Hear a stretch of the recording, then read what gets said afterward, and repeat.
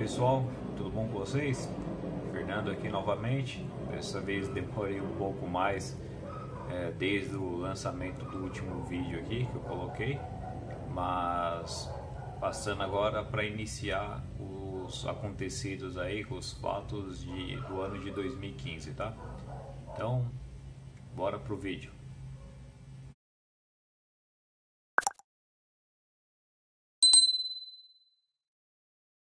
Beleza, então, pessoal, vou começar os relatos de 2015 com dois fatos que eu esqueci no vídeo anterior de 2014. No, God! No, God, please, no! Quando eu parei de andar de moto, como eu falei, duas coisas que eu acho que foi interessante, seria interessante eu ter relatado também. Então, assim, uma das coisas que eu parei junto com o andar de moto foi eu fazer o inglês, que, como eu falei, desde quando eu fui diagnosticado. Então, como uma das coisas que você pode ser afetado ou já pode começar com problema, dependendo do seu caso, seria a questão da sua memória e tudo mais.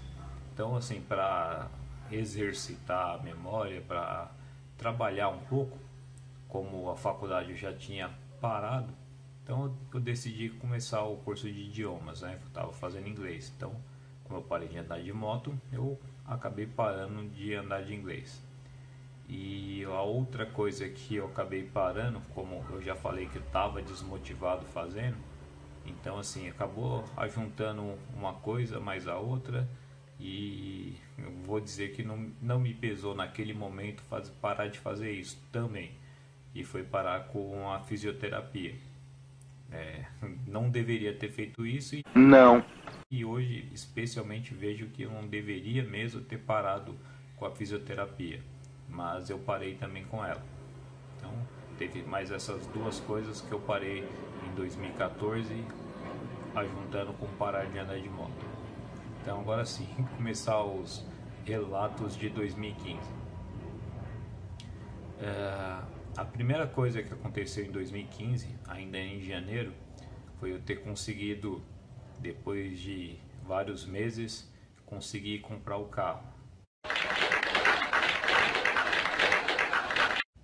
Então, beleza, maravilha, tinha meu carro. Eu vou colocar umas duas ou três fotos aqui no decorrer do vídeo para vocês dar uma olhada. E junto com o carro aconteceu o primeiro fato inédito. Na verdade foram dois fatos inéditos com o carro. O primeiro foi eu ter conseguido tomar a multa com tão pouco tempo, mesmo ficando pouco tempo com o carro. Foi uma maravilha. Então assim, uma das últimas lembranças que eu tenho do carro, tá lá a minha multa lá, que foi o farol que fotografou por subir em cima da faixa zebrada, a faixa de pedestre, e então tomei uma multa para guardar de lembrança comigo. O outro fato, quase ninguém, eu cheguei a comentar esse fato quando ocorreu, então nem todo mundo sabe disso daí. Para muitos eu acho que acreditam até que eu possuo o carro comigo desde quando eu comprei. Apesar de depois que eu comprei, nunca mais coloquei foto nenhuma no Facebook. Talvez o pessoal tenha desconfiado, mas oficialmente, saindo da minha boca para a grande maioria, eu nunca toquei nesse assunto, né? Mas eu consegui, com pouco mais de um mês que eu estava com o carro, consegui dar PT nele. Que burro, dá zero pra ele. Como não aconteceu nada de mais grave, nem com terceiros e nem com quem estava no carro comigo, então só sobrou o dar risada do fato, né? Então só serviu para eu dar risada do acontecido. Eu andei um tempo com uma sobrancelha só, porque o airbag arrancou a minha sobrancelha direita. Fiquei mais estranho do que já costumo ser, ficou estranhão. Então esse foi já logo no começo do ano de 2015, foi o carro que eu consegui ganhar ele e um mês e pouquinho depois eu consegui perder ele. Eu destruí o carro. Fiquei chateado pra caramba apenas porque o bagulho frágil, porque a moto eu conseguia praticamente consegui quebrar ela, conseguir acidentes com ela de tudo quanto é jeito possível. E sempre com pouco dinheiro a moto estava redonda para circular. E o carro, a primeira vez que bateu, a seguradora já deu PT, só serve de sucata. Falei, caramba, coisa frágil. Então eu só fiquei chateado por isso. Eu não imaginava que o negócio ia ser tão frágil assim. Mas beleza. Então isso aí foi entre janeiro e fevereiro de 2015, foi o primeiro fato que aconteceu. Como a fisioterapia eu tinha parado, né, de fazer, então aí já mais pro segundo semestre, alguma coisa assim, me indicaram uma pessoa para eu fazer fisioterapia para ela, vim até aqui para eu fazer fisioterapia. Então, como eu achei interessante, chamei a pessoa aqui, a gente conversou. Então, desde que ela veio aqui, eu comecei a fazer fisioterapia de forma particular, porque o convênio não cobre fisioterapia residencial, eu teria que ir até alguma clínica. E aí, como eu estava a pé, não seria vantajoso eu ficar pegando Uber para ir lá fazer. Se eu não trabalhasse, daria para fazer. Aliás, eu teria tempo para fazer.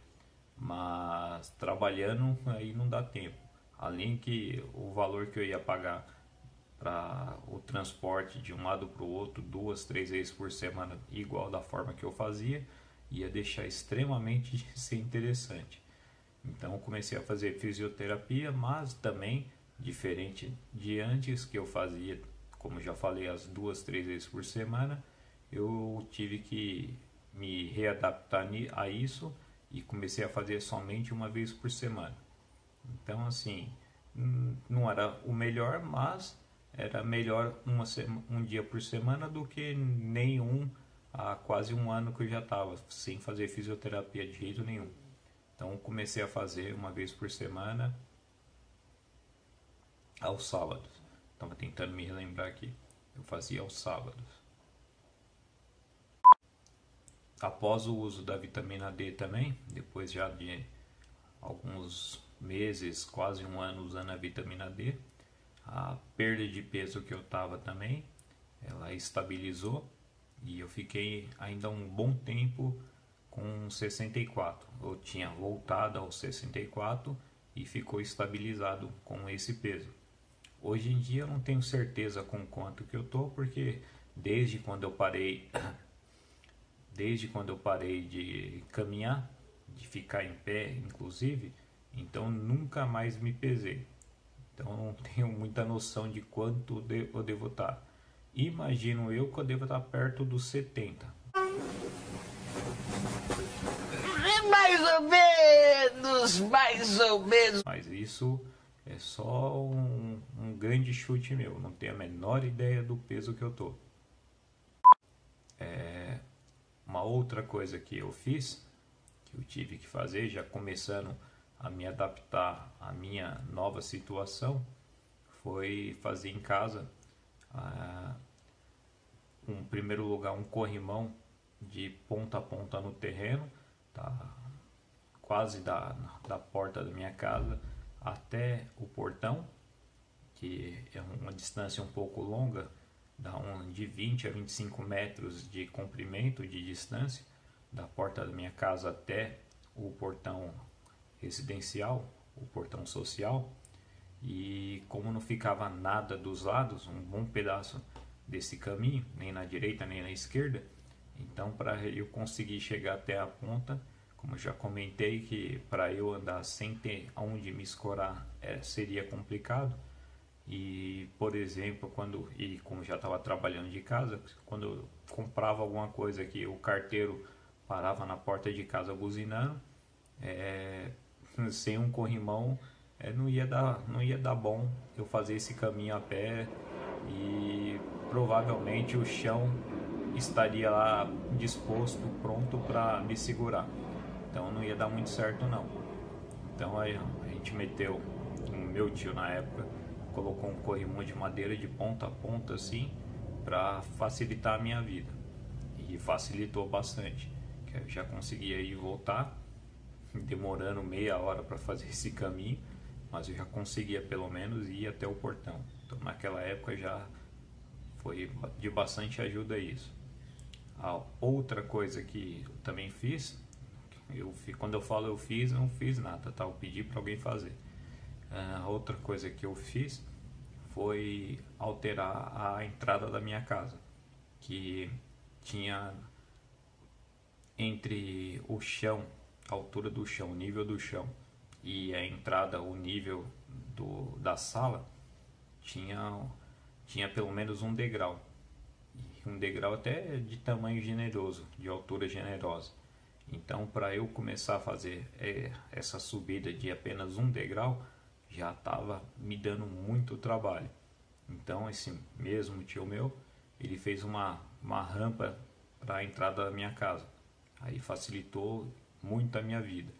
E naquela época facilitou, e depois de alguns poucos anos depois ia virar fundamental. Então hoje, se não tivesse essa rampa para eu entrar dentro da minha casa, eu não entraria na minha casa, não daria. Então foi a segunda alteração que eu fiz dentro da minha casa. Então beleza, o vídeo de hoje foi diferente de 2014, que foi 3 vídeos, porque ia dar mais de meia hora, deu mais de meia hora os 3 somando. Então esse aqui foi mais curto, foi só esse único vídeo aqui. Então beleza, estou finalizando o vídeo e logo mais eu estou colocando o próximo vídeo de 2016. Até mais para vocês. Legal! Se fodeu!